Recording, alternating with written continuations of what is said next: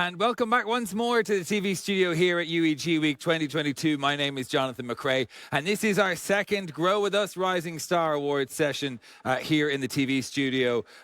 If you have questions all through the panel, please do use the Q&A tool. We'd love to hear from you. Please welcome our chair for this session. She is Martina Müller-Schilling. She's chair-elect of the National Societies Committee.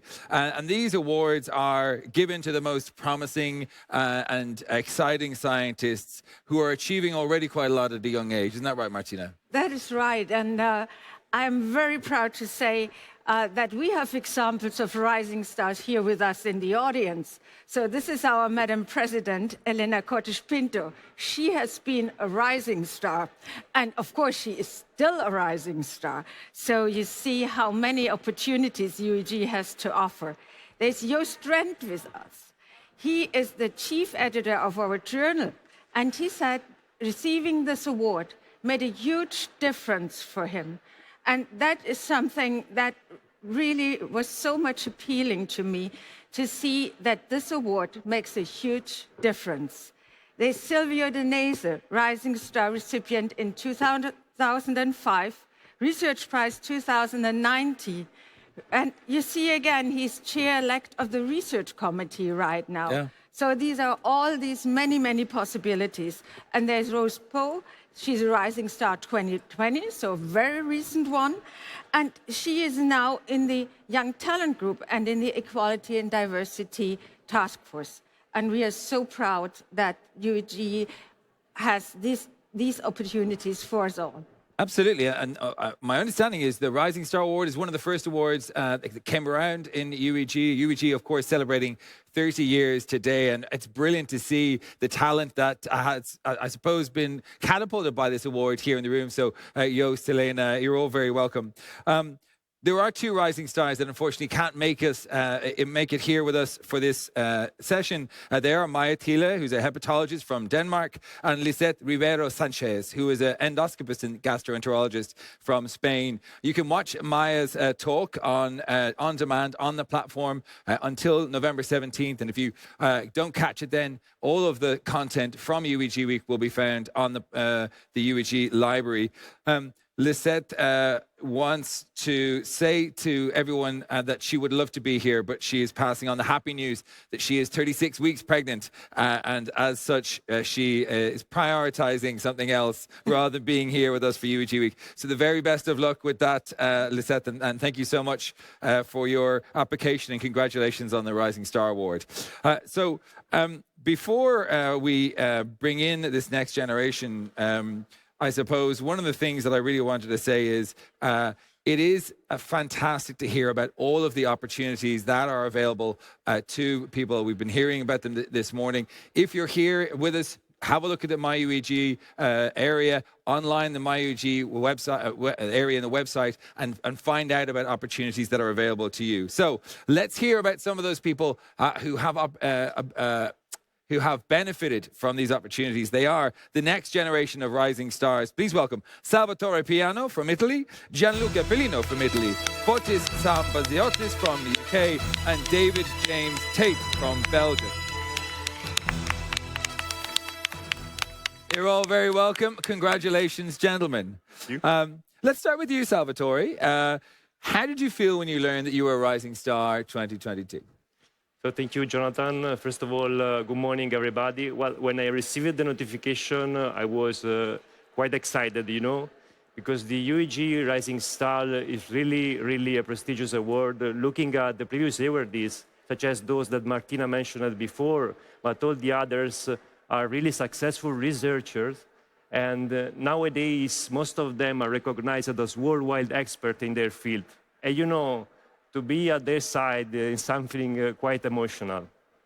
So to me, it is also a recognition that what they've done so far is appreciated, that I am on the right path on my career research development. Mm-hmm. And, it is also something that pushed me to do even better and better in the future. And it is also a message that I want to deliver to all the young investigators here at UEG, that hard work always pays back. Therefore, keep pushing, that recognition will come. Very good.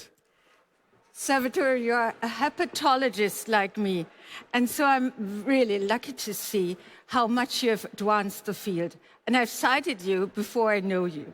So liver disease is a large burden, and you have made a huge contribution. And I'd like to mention your contribution on infectious diseases and the liver. And I'd like to mention your contribution on liver cirrhosis as a new way of thinking about cirrhosis. Nothing fixed, but something that is in stages. Yeah. Would you like to comment on this? Yeah, I mean, so since I was a resident, I really try to improve the management of patients with cirrhosis because these are really, really hard disease to be managed with several complications. Therefore, I focus on bacterial infections because they are very common, associated with complication, acute and chronic liver failure, associated with the risk of death, and the mortality rate is increasing. Therefore, we wanted to try to improve the management of these patients, and we did so trying to improve the administration of antibiotics with specific protocols. We try to improve the knowledge about the epidemiologies with very large studies in the field.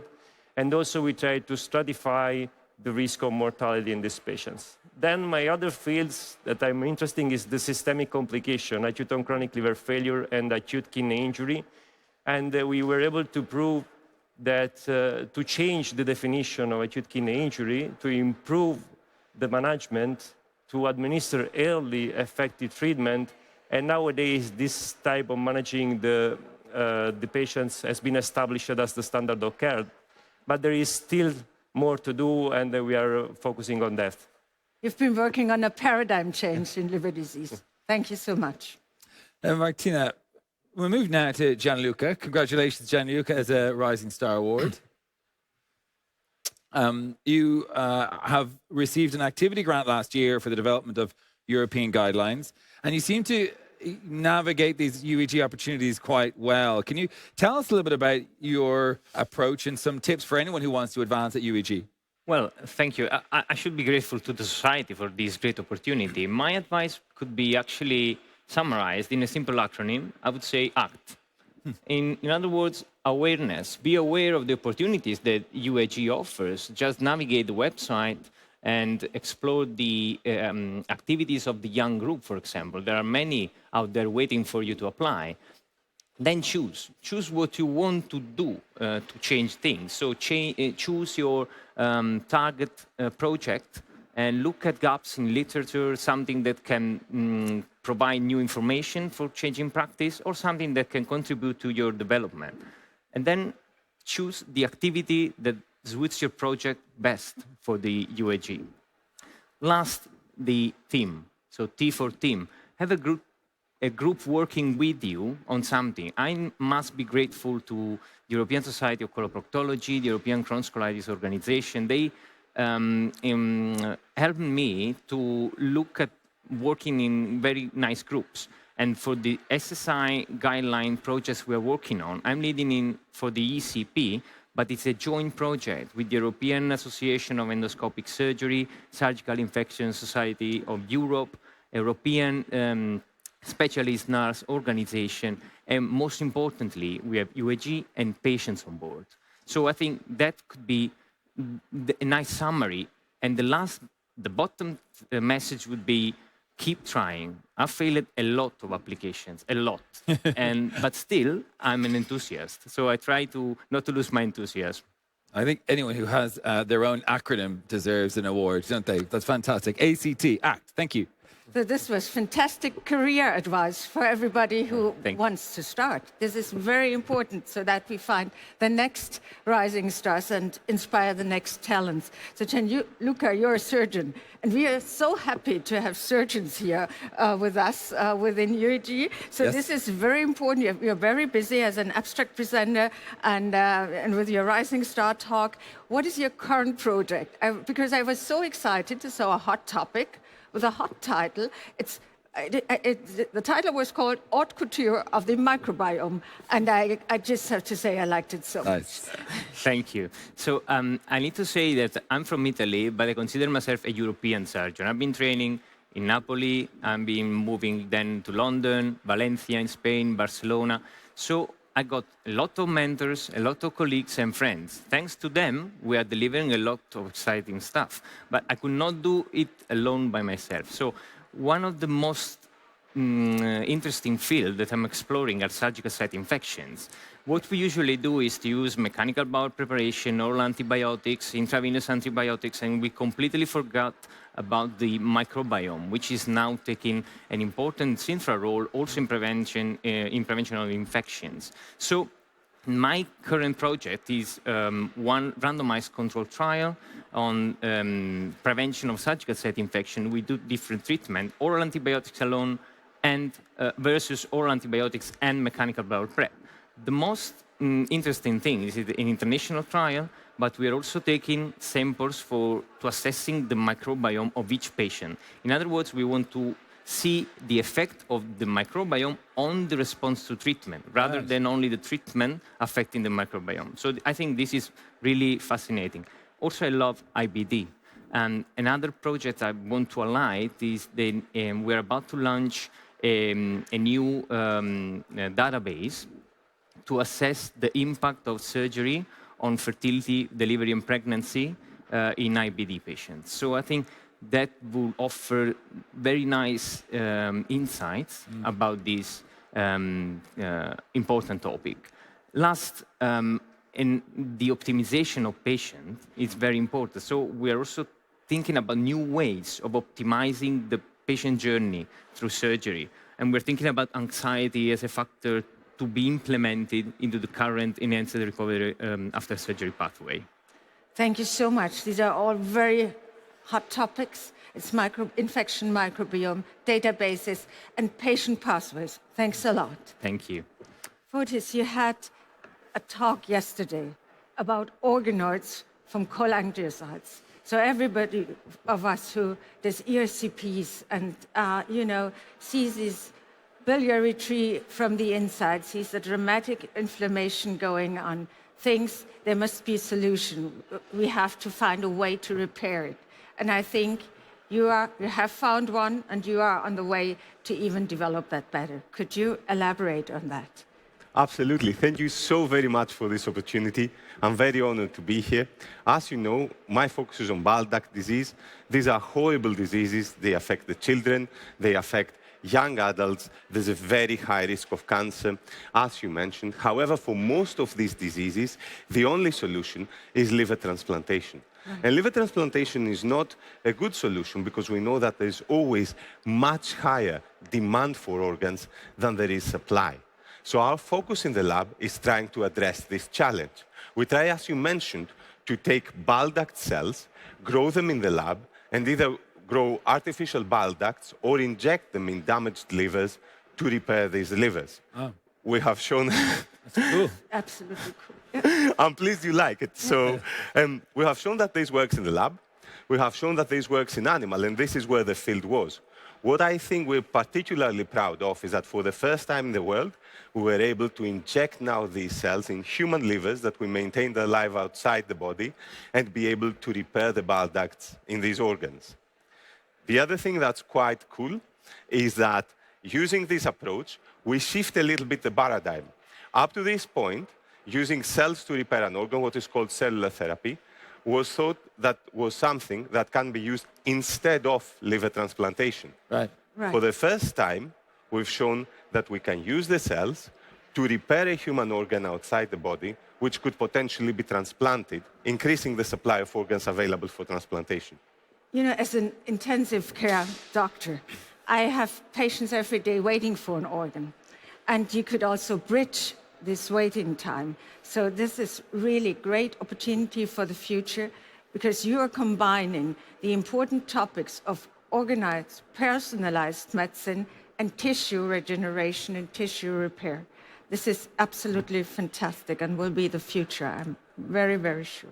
Thank you so very much. It wouldn't have been possible without UEG and all the support, right? It's a good place to say that, I'll tell you. So where we stand, we are looking out at the MyUEG area where people are connecting, having a coffee that is super strong, by the way, if you're wondering why I'm jittering.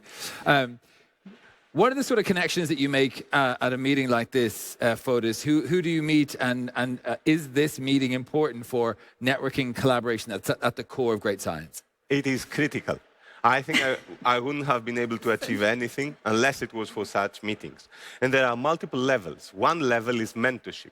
I have met amazing mentors here, such as Arthur Kaiser, Rebecca Fitzgerald, Michael Trauner, and I've approached them time and time again, saying, I'm thinking of going down this path. Is it good? Is it bad? Is it silly? How will I find the resources? Who will help me out? The second aspect is you need help. You can't do everything on your own. You need expertise. So time and time again, we approached people and asked them for their help. And we had so much help in terms of patient tissue, patient registries. And a few people I can mention is Tom Carlson, Espen Mellum, Ansgar Lochse. They have all come together. And all the studies we have done, we've had so much help. Not only from individuals, but also from the registries, which are fostered by the society that they represent, giving us so much to go on. I'm ever so grateful. Brilliant. Well, it's great to hear such enthusiasm, as we did in the last Rising Star session, which, if you didn't see, you can catch it on the platform.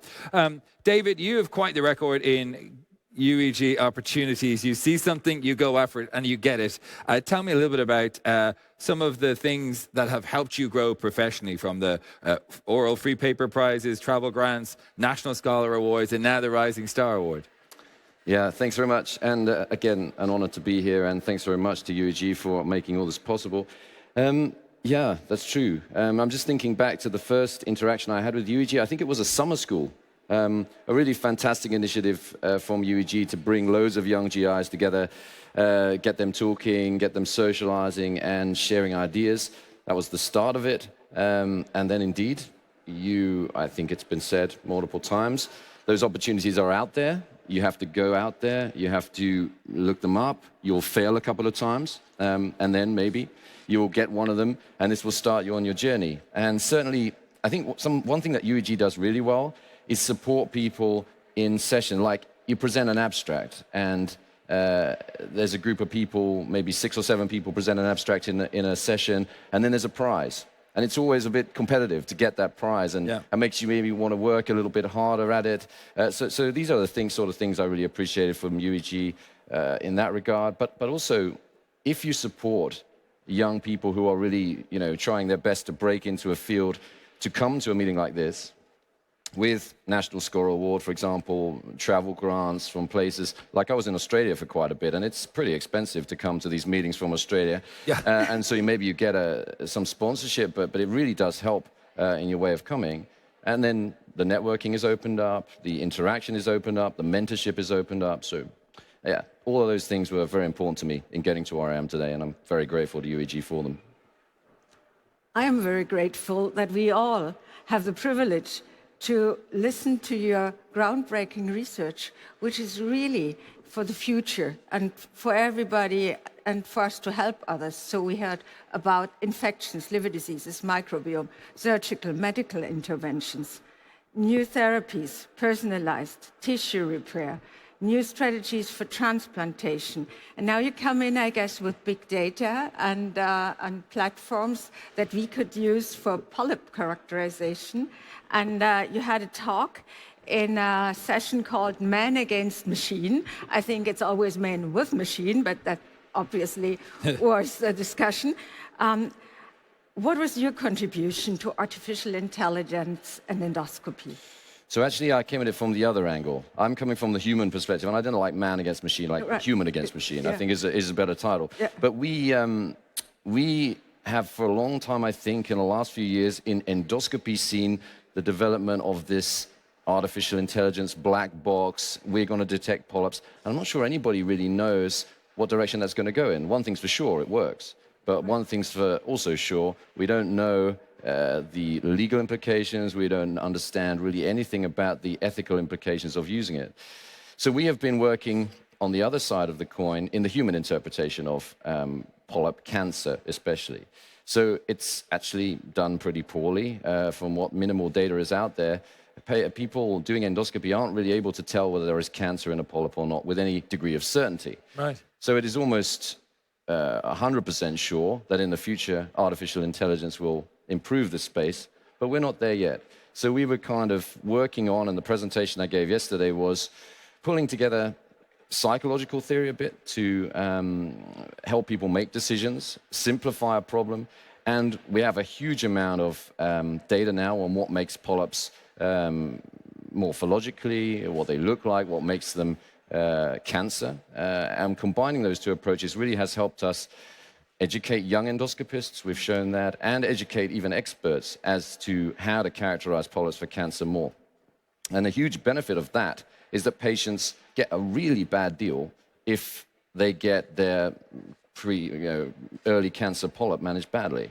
They get delays to treatment, they get complications, they have to travel for more procedures, see different doctors only to be told, oh, by the way, that was actually a cancer anyway, you should have had surgery 6 months ago. So these real-time decision-making algorithms are very important, and at the moment, machines can't do it. So I think I said in the session yesterday, we don't need machines, we just need training. And I think that is really important. That's what UEG can help with. The message needs to be out there. You can train this. We just have to work harder to make it happen. Thank you. We can go beyond. That's what you show. And this makes us better and helps our patients. Thank you so much. So, Martina, the Rising Stars for 2023 are already being reviewed. Right. Who's in that mix? Give us a profile of who's there. So we are very pleased that we have received 60 applications from 20 countries. So this is to show you how attractive UEG is and how much possibilities UEG offers for everybody. Expertise was ranging, like we see here today, from hepatology to surgery, from basic science to data science. And this is very important for us as a society. These are the challenges of the future, and also educating people. And so we are really, really thankful for these applications. 40%, and I'm very proud to say that, are women. And we thank our our national and specialist member societies who suggested people and all the individuals who were inspiring people to apply. And this is my key message. Please apply. It's as you said, you never walk alone and you always need mentors. And please apply and please engage young talents and talents everywhere to apply. Because together we can promote talent, we can build the scientific community as a joint effort, and together we will then advance and go beyond. Excellently put, Martina, and thank you to you for chairing this session. Congratulations to all of our Rising Stars. Thank you for joining us this morning. Thank you to our faculty who have succeeded through the program and really shown what this program can do. And thank you, of course, for watching. The next call for Rising Stars opens in June. If you want to apply yourself, please do, and recommend it to your colleagues. You can reach out to our Rising Stars via the MyConnect platform. Our next session is here at 12 o'clock CET, where we're going to be digging deeper. These sessions have been brought to this program new this year, looking at where research and medical issues intersect with society. We're going to be asking, should medical decisions always be economically driven? And I think it's going to be a really interesting discussion. People already asking me a lot about it. Join us here at 12 CET for that. Enjoy your morning. Thanks very much. See you soon. Thank you.